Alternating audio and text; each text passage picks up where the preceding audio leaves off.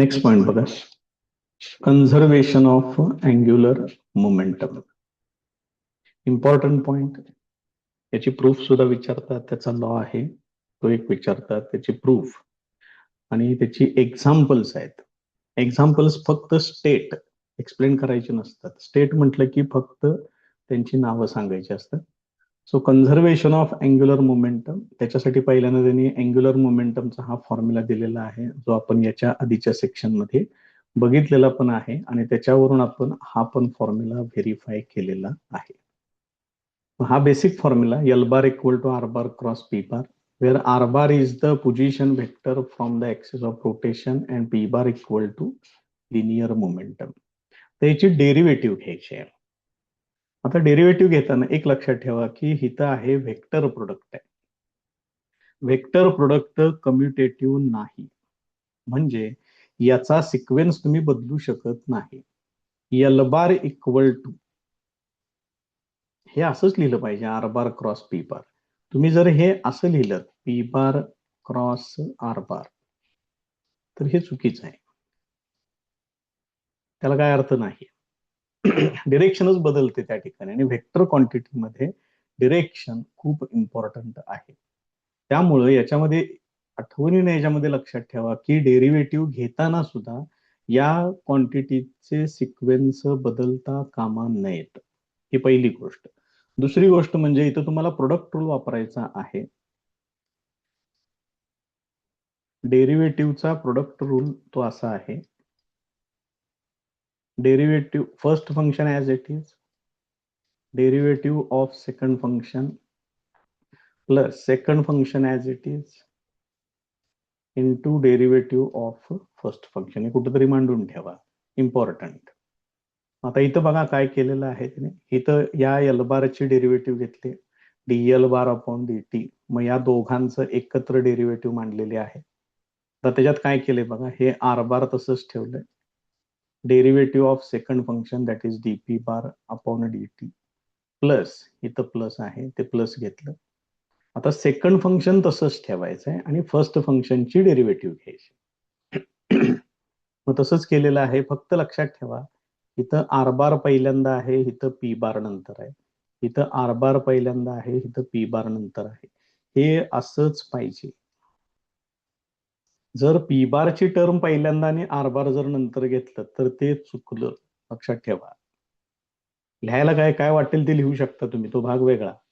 पण काहीतरी नियम आहेत सायन्समध्ये, काहीतरी साइन कन्व्हेन्शन्स आहेत, हे तुम्हाला वापरावेच लागते. आता याच्यातले फॉर्म्युले बघा, D R bar upon D T म्हणजे व्हेलॉसिटी असते, rate of change of displacement that is the velocity. आणि D P bar upon D T it is the rate of change of linear momentum, it is equal to force. हे फॉर्म्युले लक्षात ठेवा, हे 11वी मध्ये आहे तुम्हाला सगळं. मग जिथं DP bar upon D T लिहिलेलं आहे इथं एफ बार येणार आणि डी आर बार डी टीच्या ठिकाणी व्ही बार येणार. बघा बरं, पहिला part R bar cross F bar आहे आणि V bar cross P bar ठीक आहे. त्याच्यामध्ये परत काय केले बघा, आर बार क्रॉस एफ बारला तसंच ठेवलंय, पी बार म्हणजेच एम इंटू व्ही बार, एवढाच फक्त बदल केला. V bar cross P bar that is V bar cross M V bar. मग क्रॉस प्रोडक्ट मध्ये कसं असते, जर सेल्फ क्रॉस प्रोडक्ट आला तर त्याचा आन्सर येतो 0. मग हे व्ही बार क्रॉस व्ही बार, एम ही स्केलर क्वांटिटी आहे, मास आहे, त्याला बाजूला करा. व्ही बार क्रॉस व्ही बार म्हणजे 0, त्यामुळे इथं 0 घेतले. बघा इथं केले बघा त्या पद्धतीने. बाकी सगळं आहे असंच. हे R bar cross F bar इथं पण आहे, एम ला बाजूला घेतलं, V bar cross V bar त्याचं 0 झालं. हे R bar cross F bar तसंच आहे. त्याच्या पुढे बघा आता काय केलेलं आहे ते, इकडं DL bar upon D T ते आहे असंच. मग R bar cross F bar plus 0 म्हणजे हे एवढं शिल्लक आहे. आणि हा फॉर्म्युला आहे टॉर्कचा, त्यामुळे तुम्हाला इथं शेवटी इक्वेशन असं मिळते, torque tau bar equal to DL bar upon D T. बघा लक्षात येते का. आता याच्यामध्ये असं कन्सिडर करायचं आहे, हे बघा इथं शब्द प्रयोग आहे, in the absence of external unbalanced torque. याचा अर्थ हा एक्सटर्नल टॉर्क ऍक्ट होत नाही, म्हणजेच तो झिरो आहे. मग याचं स्टेटमेंट असंही तयार करतात, if the external torque acting on a rotating body is equal to zero. मग जर हा टॉर्क झिरो झाला तर ह्या इक्वेशन मध्ये बघा, इथे इक्वेशन आहे, हा टॉर्क आहे, ही व्हॅल्यू किती घ्यावी लागेल तुम्हाला, इक्वल टू झिरो घ्यावी लागेल. याचा अर्थ इथं काय येते, DL bar upon D T equal to zero येते. आता डेरिव्हेटिव्ह मध्ये एक फॉर्म्युला आहे, इथं डीटीच घेतोय, की जर कॉन्स्टंट टर्म असेल तर त्याची डेरिव्हेटिव्ह झिरो येते. लक्षात ठेवा हे पण, हे जेवढे काही वेगवेगळे फॉर्म्युले देतोय सेपरेट, ते मांडून ठेवा, ते फार महत्वाचे आहेत. ज्यांचा बी ग्रुप आहे त्यांनी तर ते 101% मांडून ठेवा, कारण मॅथ्स असणाऱ्यांना ते कधी आज ना उद्या कुठं ना कुठं तरी ते होऊन जाईल, त्यांच्या कन्सेप्ट क्लिअर होतील. बी ग्रुप वाल्यांना प्रॉब्लेम येतो त्यामुळेच. त्यामुळे हे पहिल्या प्रकरणांपासून जे जे फॉर्म्युले, आता इथे एक आहे, हा एक आहे, हे एक आहे, हे असलं सगळं मांडून ठेवत चला, हे फॉर्म्युले आहेत सगळे. तेव्हा इथे ह्या फॉर्म्युल्यामध्ये काय सांगितले, की कॉन्स्टंटची डेरिव्हेटिव्ह झिरो आहे. मग इथं काय आलेलं आहे, DL bar upon D T equal to zero आहे. याचा अर्थ हे यल बार काय असलं पाहिजे, कॉन्स्टंट असलं पाहिजे. आणि यल बार म्हणजेच कोण, angular momentum. So angular momentum L bar is conserved. Conserved म्हणजे remains constant in the absence of external unbalanced torque. ज्या वेळेला एखाद्या रोटेटिंग बॉडीवरती एक्सटर्नल टॉर्क ऍक्ट होत नाही, त्यावेळेला त्याचा अँग्युलर मोमेंटम हा कॉन्स्टंट राहतो. This is principle of conservation of angular momentum. हेच ते principle of conservation of angular momentum. याला तुम्ही law of conservation of angular momentum असं पण म्हणू शकता. त्याचं हे स्टेटमेंट आहे, स्टेटमेंट एवढंच आहे पर्यंत. It is analogous to conservation of linear momentum. Linear मोमेंटमचं पण असंच प्रिन्सिपल आहे.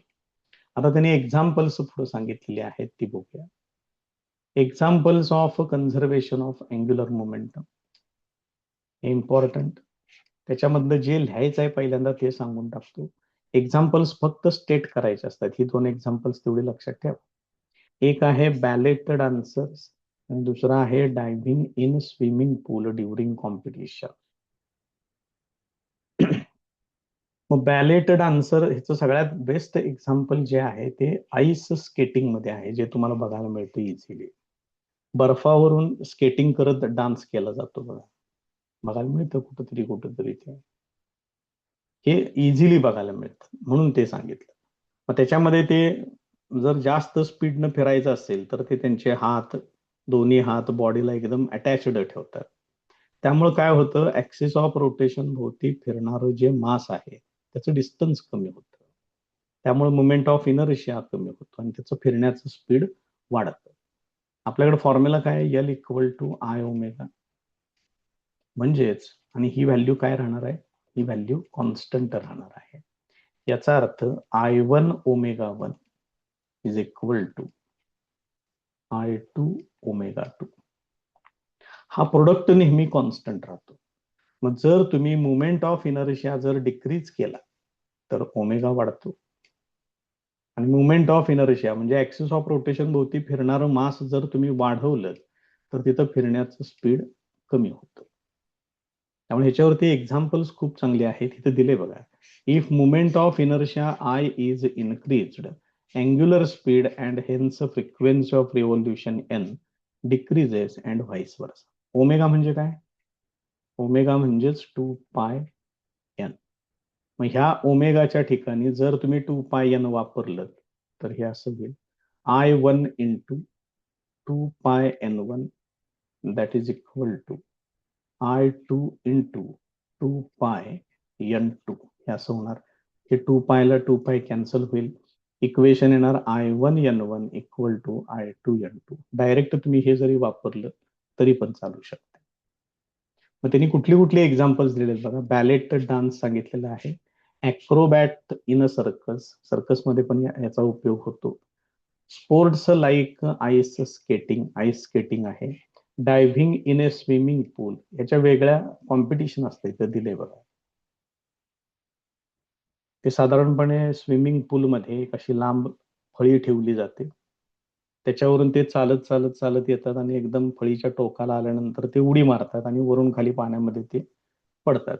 मग ते ज्यावेळेला पाण्यामध्ये पडतात त्यावेळेला ते असे गोल गोल गोल फिरत मग पाण्याच्या जवळ आल्यानंतर परत पूर्ण बॉडी ते काय करतात, रिलीज करतात. मग याच्यामध्ये पण याचा उपयोग होतो. आता हे त्यांना लक्षात येत नाही, हे आपलं फिजिक्स, आपलं सायन्सच्या दृष्टीने आपण विचार करतो. तर सर्कस मधल्या लोकांना काय माहिती ह्याला अँग्युलर मोमेंटम म्हणतात का आणि काय म्हणतात, त्यांना त्याचं काही नॉलेज नसतं, ते त्यांच्या पद्धतीने काम करत असतात.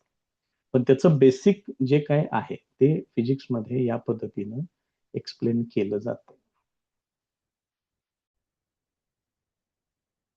नेक्स्ट पॉइंट बघा, rolling motion. The objects like a cylinder, sphere, wheels, etc. perform rolling motion. Cylinder जर जमिनीवरती, आपला गॅसचा सिलेंडर जो आहे तो जमिनीवरती आडवा टाकला आणि त्याला ढकललं तर तो काय होतो, एका सरळ रेषेमध्ये पण पुढे पुढे जातो, शिवाय तो गोल फिरत पण जातो. याचा अर्थ त्याच्यामध्ये दोन प्रकारच्या मोशन्स एकाच वेळी घडत असतात. एक म्हणजे सर्क्युलर मोशन, तो गोल फिरत असतो ते, आणि दुसरं एका सरळ रेषेमध्ये सुद्धा तो ट्रॅव्हल होतो, दॅट इज लिनियर मोशन. त्यामुळे सगळ्यात पहिल्यांदा हे लक्षात ठेवा की रोलिंग मोशन असा शब्द आला की त्याच्यामध्ये दोन मोशन्स असतात, हे पहिल्यांदा लक्षात येते. एक आहे सर्क्युलर मोशन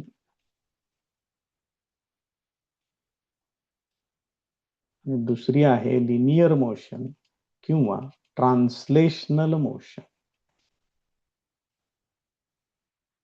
यालाच तुम्ही लिनियर मोशन असं सुद्धा म्हणू शकताय. पुढे त्यांनी कायनेटिक एनर्जी मध्ये या शब्दांचा वापर केलेला आहे. ही जी सर्क्युलर मोशन आहे यालाच तुम्ही रोटेशनल मोशन असं सुद्धा त्या ठिकाणी म्हणू शकताय. So this actual motion can be considered as a result of circular motion of a body as a whole about its own symmetric axis. त्यातला पहिला प्रकार सर्क्युलर मोशनचा किंवा रोटेशनल मोशनचा असतो. And a linear motion of body, that is purely translational motion.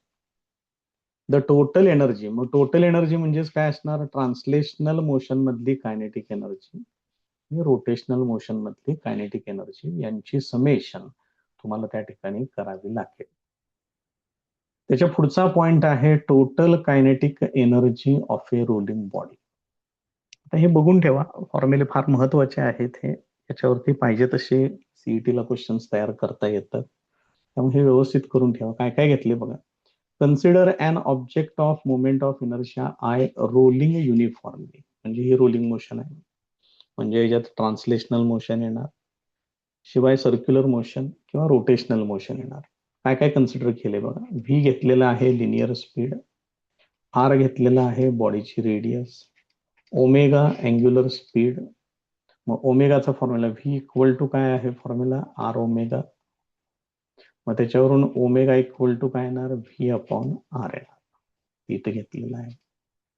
Capital M mass of the body, capital K radius of gyration, त्याच्यावरून हा formula I equal to M K square.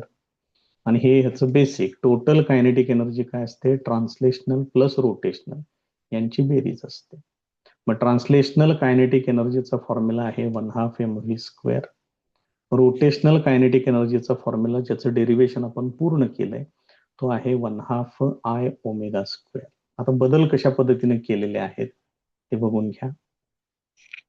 तर याच्यामध्ये 1/2 mv स्क्वेअरला तसंच ठेवलंय. इथं I आहे, I साठी formula वापरला एम के स्क्वेअर. ओमेगा साठी हा फॉर्म्युला वापरला व्ही अपॉन आर, त्याचा स्क्वेअर करा, V square upon R square. मग याच्यामधून 1/2 mv स्क्वेअर इथं पण आहे, इथं बघा 1/2 आहे, एम आहे आणि इथं व्ही स्क्वेअर आहे, एवढं कॉमन घेतलं याच्यात.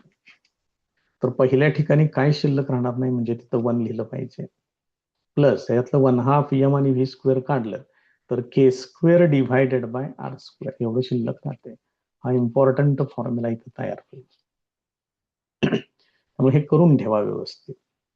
त्याने आणखीन काय सांगितले बघा, here static friction is essential for a purely rolling motion. Purely rolling motion व्हायचं असेल तर तिथं फ्रिक्शन खूप गरजेचं आहे. जर फ्रिक्शन नसेल तर तिथं स्लायडिंग मोशन होणार. मग जर स्टॅटिक फ्रिक्शन असेल, static friction it will prevent the sliding motion. त्यामुळे स्टॅटिक फ्रिक्शन त्या ठिकाणी इम्पॉर्टंट आहे. नेक्स्ट पॉइंट बघा, linear acceleration and speed in rolling down and inclined plane. Important point, important concept, ह्याच्यातले फॉर्म्युले लागतील तुम्हाला. So figure shows a rigid object of mass m and radius r rolling down an inclined plane without slipping. Inclination of the plane with horizontal is theta. हे बघा, इथं ती body आहे या ठिकाणी. हा आहे तो इन्क्लाइन्ड प्लेन आहे. इन्क्लाइन्ड म्हणजे तो ठराविक अँगलला इन्क्लाइन केलेला असेल. हा तो प्लेन सरफेस, इथं अँगल दाखवलेला आहे. हे हॉरिझॉन्टल लेवलशी केलेला अँगल, तो अँगल आहे थीटा. म्हणजे इथं तो ऑब्जेक्ट ठेवलेला आहे, ती हाईट इथं दाखवलेली आहे एच. हा जो इन्क्लाइन्ड सरफेस आहे, ह्या पहिल्या पॉइंट पासून ह्या शेवटच्या पॉइंट पर्यंत हे जे डिस्टन्स आहे ते कन्सिडर केले यस. इथं 90 डिग्री आहे. मग तुम्हीच बघा, याच्यामध्ये साइन थीटा जर मी घेतलं तर एच अपॉन यस येते.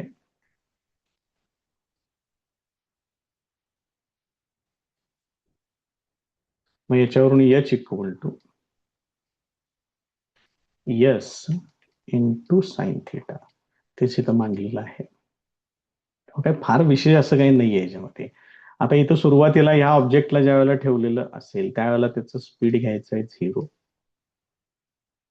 आता जसं ह्याला स्पीड तुम्ही इथं 0 द्याल, म्हणजे काय, आपण नुसतं ठेवणार आहे त्याला, काय होईल, वरून खाली येईल. मग इथं एवढ्या हाईट वरती ठेवल्यामुळं त्याला काय मिळणार आहे, या ठिकाणी पोटेन्शियल एनर्जी मिळणार. आणि जसं हे वरून खाली येईल तसं त्या पोटेन्शियल एनर्जीचं कन्व्हर्शन कायनेटिक एनर्जी मध्ये होईल. हेच आहे याच्यामधलं बेसिक, बाकी काही नाहीये. As a object starts rolling down, it's gravitational potential energy is converted into kinetic energy of rolling. Initially, body is at rest, therefore u equal to 0. V equal to speed of center of mass of object which comes down through a vertical distance h. ज्यावेळेला हे वरून खाली येईल त्यावेळेला या बॉडीचं speed म्हटलं तरी चालते. त्याचं फायनल स्पीड हे किती घेतलेलं आहे, इथं व्ही कन्सिडर केलेलं आहे. आता याची कायनेटिक एनर्जी आपल्याला फाइंड आउट करायची आहे, किंवा कायनेटिक एनर्जीचा फॉर्म्युला याच्यामध्ये आपण जो मगाशी प्रूव्ह केलेला होता तो इथे घेतलेला आहे. मग ही त्याची एनर्जी असणार आहे. मग ही एनर्जी इक्वल टू काय ठेवायची, mgh. कारण या ठिकाणी त्याला एनर्जी कुठली असते, पोटेन्शियल एनर्जी असते. त्याचं मग इथं रोलिंग मोशन स्टार्ट होते. रोलिंग मध्ये काय होतं, हे असं गोल फिरत येणार खाली. बघा लक्षात येते का, म्हणजे ही झाली रोलिंग मोशन झाली. शिवाय हे वरून खाली येणार आहे स्ट्रेट लाईन मध्ये असं, ही झाली ट्रान्सलेशनल मोशन. म्हणजे याच्यात रोलिंग मोशन मध्ये या दोन्ही प्रकारच्या मोशन आहेत, आणि या दोन्ही प्रकारच्या मोशन मध्ये टोटल एनर्जी किती येते, तर ही एवढी येते. हे आपण आधी प्रूव्ह केलेलं आहे. हा formula equal to mgh. mgh कुणाचा फॉर्म्युला आहे, पोटेन्शियल एनर्जीचा फॉर्म्युला आहे. आता हे सिम्प्लिफाय करा. इथं फक्त एक काम करून घ्या, इथं यम तेवढं कुठलं तरी एका प्रकारचं वापरा.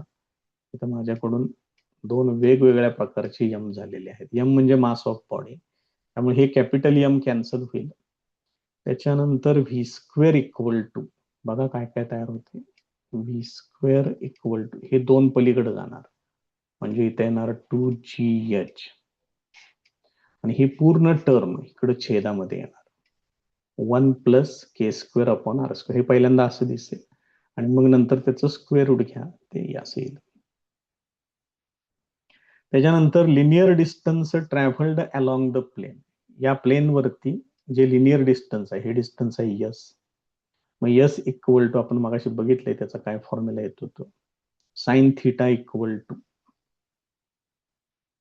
बघा ह्या डायग्राम मध्ये काय होते, इथं थिटा आहे, मग साइन थिटा म्हणजे समोरची बाजू येणार एच डिव्हायडेड बाय एस, ला इकडे घ्या, साइन थिटा इकडे पाठवा, हे असेल.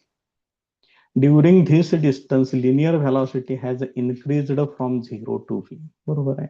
आपण सुरुवातीला काय सांगितलं होतं, इथं u इक्वल टू 0 आहे आणि इथं व्हेलॉसिटी किती असेल v. मग 0 पासून v पर्यंत त्याची व्हेलॉसिटी वाढत जाते, याचा अर्थ त्याला ऍक्सेलरेशन असणार आहे. मग ते लिनियर ऍक्सेलरेशन किती असेल ते आपल्याला काढायचं आहे. मग त्याच्यासाठी त्यांनी इक्वेशन घेतलेलं आहे V square equal to U square plus 2a S. हे यू स्क्वेअर तेवढं इकडे घ्या, म्हणजे V square minus U square होणार. बघा इथे इक्वेशन घेतले, त्याच्यामध्ये ही एस ची व्हॅल्यू आता आपण इथं जी तयार केलेली आहे ही व्हॅल्यू इथं वापरायची, ती इथे येईल. त्यानंतर व्ही स्क्वेअर तुमचं तयार आहे, ते इथं आहे बघा, त्याचा वर्ग, तो व्ही स्क्वेअर इथं घेतला आणि इनिशियल व्हेलॉसिटी 0, ते इथं 0 घेतलं. आता हे एवढं सिम्प्लिफाय करायचं आहे फक्त. मग यातलं 2 ला 2 कॅन्सल होईल, एच ला एच कॅन्सल होईल. मग ए इक्वल टू काय होणार बघा, साइन थिटा इकडे येणार, इथं जी आहे, जी साइन थिटा आणि हे डिवायडेड बाय आहे असं. हा एक फॉर्म्युला इम्पॉर्टंट मिळेल तुम्हाला. इथं व्हेलॉसिटीचा फॉर्म्युला आहे, तो सुद्धा महत्वाचा आहे. असे हे महत्वाचे फॉर्म्युले तुम्हाला त्या ठिकाणी मिळतील. पुढे आणखीन काय सांगितले बघा, for pure sliding without friction acceleration is g sin theta and final velocity is twice gh. म्हणजे जर प्युअर स्लाइडिंग असेल तर यातलं रोटेशनल मोशनचा पार्टच काढून टाकायचं सर. मग रोटेशनल मोशनचा पार्ट जर तुम्ही काढून टाकलात तर हे काढून टाकावं लागतंय, के स्क्वेअर आणि आर स्क्वेअर, ही टर्मच काढायची. म्हणजे किती शिल्लक राहील, √2gh डिवायडेड बाय 1, ते इथं आहे फायनल व्हेलॉसिटी. आणि ऍक्सेलरेशन मधला हा पार्ट काढून टाका, म्हणजे काय शिल्लक राहते, जी साइन थिटा डिवायडेड बाय 1, म्हणजेच जी साइन थिटा. या पद्धतीने येतं. त्याच्यानंतर त्यांनी काही रिमार्क्स दिलेले आहेत, याच्यावरती जर क्वेश्चन आला सीईटीला तर हे उपयोगी ठरू शकतं. त्यांनी काय सांगितले बघा, for a rolling object if moment of inertia is of this form, तर मोमेंट ऑफ इनर्शिया या फॉर्मॅटमध्ये असेल, N into M R square. हेच मी इथं काय घेतोय त्या ठिकाणी, I equal to moment of inertia आणखीन कुठल्या फॉर्मॅटमध्ये आपण लिहू शकतो, एम के स्क्वेअर. याच्यातलं एम ला एम कॅन्सल होईल, मग N equal to K square upon R square हे असेल.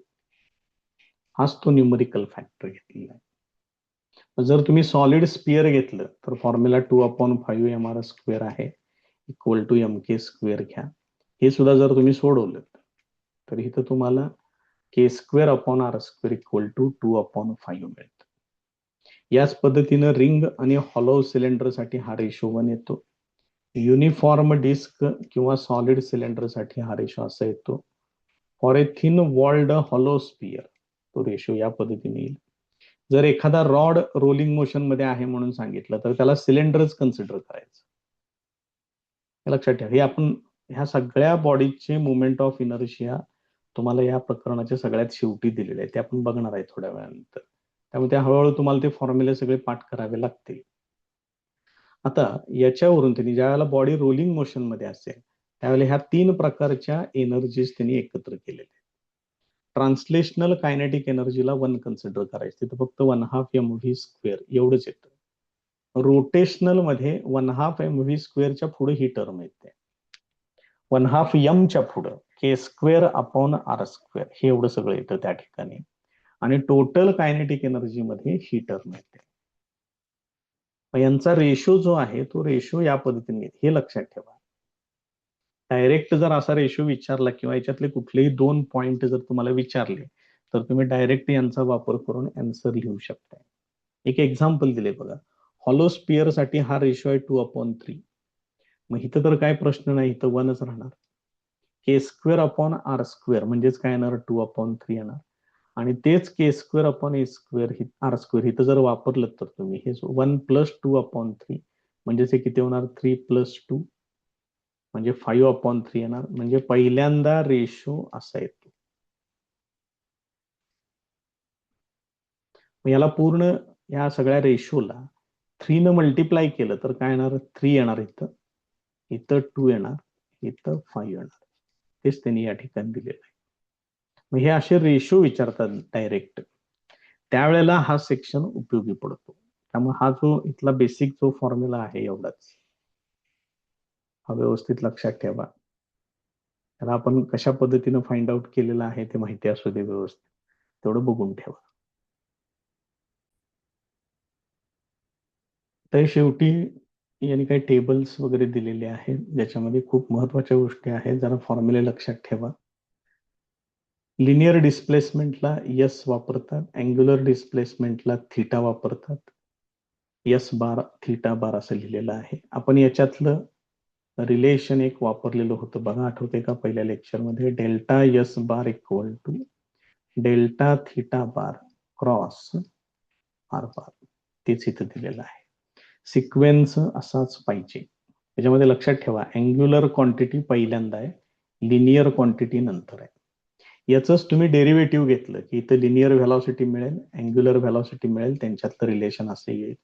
परत एकदा इथं आठवणीने लक्षात ठेवा, V bar equal to omega bar cross R bar असा आहे. सिक्वेन्स बदलायचा नाही. याची डेरिव्हेटिव्ह घ्या व्हेलॉसिटीची, तुम्हाला लिनियर ऍक्सेलरेशन, अँग्युलर ऍक्सेलरेशन मिळेल. इथं अँग्युलर ऍक्सेलरेशन साठी हा पण फॉर्म्युला आहे.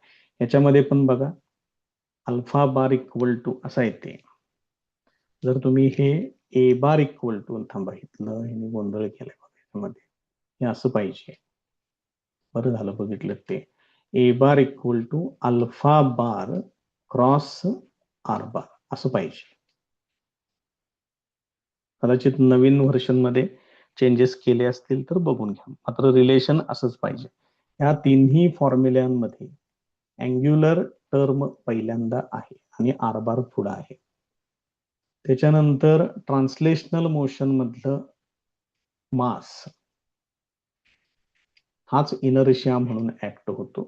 रोटेशनल मोशन मध्ये मोमेंट ऑफ इनर्शिया असतो. लिनियर मोमेंटमचा फॉर्म्युला, अँग्युलर मोमेंटमचा फॉर्म्युला, याच्यामध्ये लक्षात ठेवा, L bar equal to R bar cross P bar आहे, सिक्वेन्स बदलायचा नाही. त्याच्यानंतर ट्रान्सलेशनल मोशन मध्ये फोर्स, रोटेशनल मोशन मध्ये तोच टॉर्क असतो. टॉर्क साठी हा फॉर्म्युला आहे, R bar cross F bar. Work done equal to force into displacement, फोर्सच्या ऐवजी टॉर्क वापरा, डिस्प्लेसमेंटच्या ऐवजी अँग्युलर डिस्प्लेसमेंट वापरा. पॉवर म्हणजेच work done divided by time, ह्याला टाइमने डिव्हाइड केलं की डिस्प्लेसमेंट डिव्हायडेड बाय टाइम म्हणजे व्हेलॉसिटी होते. फोर्स तसाच जाईल. हेच जर तुम्ही रोटेशनल क्वांटिटीज मध्ये आलात, फोर्सच्या ऐवजी टॉर्क घ्या, व्ही बारच्या ऐवजी ओमेगा बार घ्या. हे जरा दोन फॉर्म्युले लक्षात ठेवा.